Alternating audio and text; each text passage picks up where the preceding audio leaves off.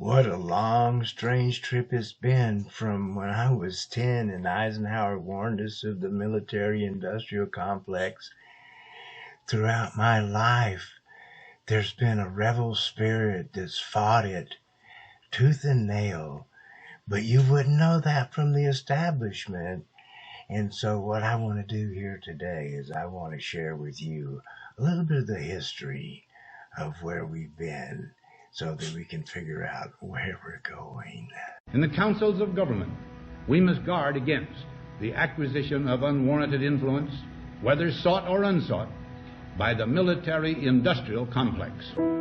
Every gun that is made, every warship launched, every rocket fired signifies, in the final sense, a theft from those who hunger and are not fed, those who are cold and are not clothed.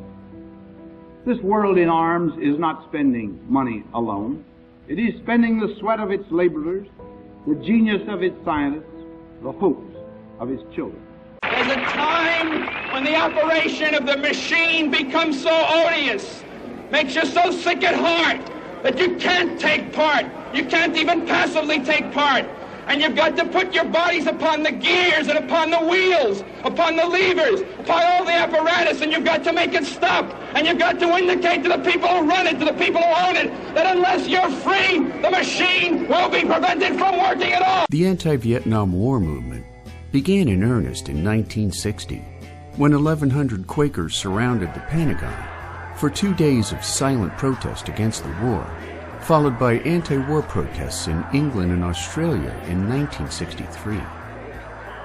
The largest of the war occurred on April 17, 1965, when 15,000 to 25,000 protesters marched on Washington, D.C., despite the overwhelming violence and distractions of the late 1960s. Major protests around the world continued to accelerate with each passing year of an unjust war. During the peak years of the Vietnam War, Americans witnessed protesting throngs of largely hippie-esque looking young Americans, leading the media and federal officials to attach the anti-war movement with the counterculture hippie movement, doing much to silence conservative voices that might otherwise have supported the moral bent of the movement. On April 30th, 1970, after President Richard Nixon announced the war's expansion into Cambodia, on May the 1st, students at 900 U.S. high school and university campuses began an anti-war protest strike, which escalated rapidly after the May 4th Kent State massacre, when 29 National Guardsmen opened fire on peaceful anti-war protesters at Kent State University. And there you have it, the Vietnam War protest movement. I couldn't find much video about the protest in Central America during the 80s. We had a war with El Salvador going on, and we had the Contras in Nicaragua, and all I have left is a couple of pictures, and this is what we are seeing now. Up to 30 million people, nearly 800 cities. Those are the numbers that made the February 15, 2003 global protest against the looming U.S. invasion of Iraq the largest in history. Not in our names! Not in our names!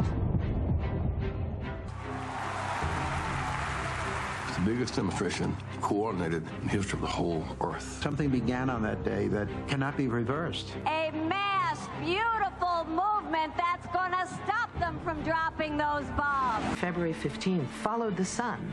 It was Australia, it was Sydney. North Asia and South Asia, Africa, into Europe. And then we had London. I thought I was on the wrong march because there were all these families. Virtually everybody I know was on it. The whole of my family went on it. It was so beautiful. This was the future of humanity. They can't hold us back! Bush, you can't hold us back! The American people do not want this! Lies. They can take their medals back! Susan Brothers, thanks everyone for being here.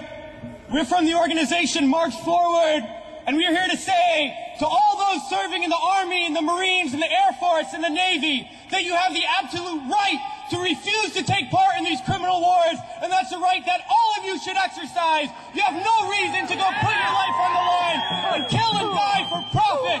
We've been to Iraq. We've been to Afghanistan. And we know what these wars are really about. But this government, they're not going to end the wars. And they're not going to do it because it's not our government. It's their government. It's the government of the rich. It's the government of Wall Street, of the oil giants, of the defense contractors. It's their government, and the only language that they understand is shutting down business as usual. And that's what we're doing here today, and we're going to continue to do until these wars are over. A lot of people ask me, what do we do? Because we all know things are bad. We all see the atrocities on TV. We read about it. We experience it. People always ask, what do I do? Because we always want to know what to do. Do we vote? Do we support a politician? Do we join an organization? What do we do? Well, I'll tell you what we do. It's simple. We fight. We fight and we fight and we fight and we shut down our workplaces. We shut down our schools. We shut down the streets. We shut down business as usual. And we fight until we force the people in there to do what the people out here want. Because that's how we're going to get around it. We're going to fight until there's not one more bomb drop, not one more bullet fired, not one more soldier coming home in a wheelchair, not one more family slaughtered, not one more day of U.S. imperialism. So let's fight to make that happen. We can do it today and then the days ahead. And we have to fight to end these wars and create a better world system, brothers. So join us in that fight.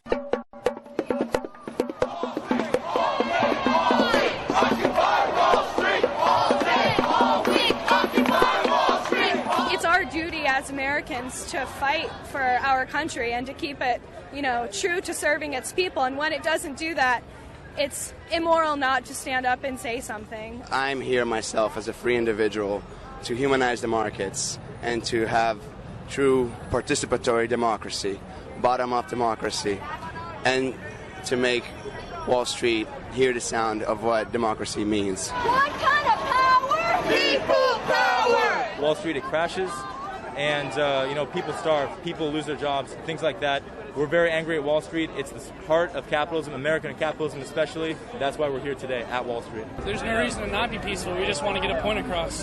We're just trying to let people know what's going on and why we're here for it. 1 in 7 children in the United States suffer from hunger. At the same time, we're giving billions and almost $1 trillion to Wall Street just for bailouts. Something needs to change. We need an economy for the people and by the people, not by the rich and for the rich. And the government's doing the work for us. All they have to do is cut some more people's insurance, unemployment benefits, and it won't be a bunch of 20-year-old white college students out here, This afternoon, a new encampment is up at UC San Diego as protesters take a stand against the war in Gaza. Carlo and Heather, just in the last 5 minutes, we've seen these protesters approach this barrier on this lawn area on the UC San Diego campus in front of Geisel Library. Demonstrators are protesting the Israeli war in Gaza like we've seen on other college campuses across the country. They're demanding university officials to divest funds from companies that support Israel's government and cut ties with Israel. Now, for some of the clashes, this is the largest student activism since the Black Lives Matter protest in 2020 in front of the Geisel Library. We've seen prayers, speeches, campus police, and San Diego police surround the encampments, but it has remained peaceful. I hope for the best for the students of UCSD. At the end of the day, we are here to stand for the 40,000 deaths of Palestinians in Gaza. Palestinian lives have been silenced. We want to make sure that we affirm their lives. As a Jewish student, that's particularly important for me just because there's a Jewish value that is really about life and that we value life. Yes, if you believe in life and freedom and you want a better world for all of us, let's continue this student uprising, and it's been happening since the 60s, and so every generation's had their turn. Now it's for all of us to come together, and let's make encampments of community and begin to come together to learn how to form these resilient communities that can survive the end of empire. And so for that, we need to bring a friend.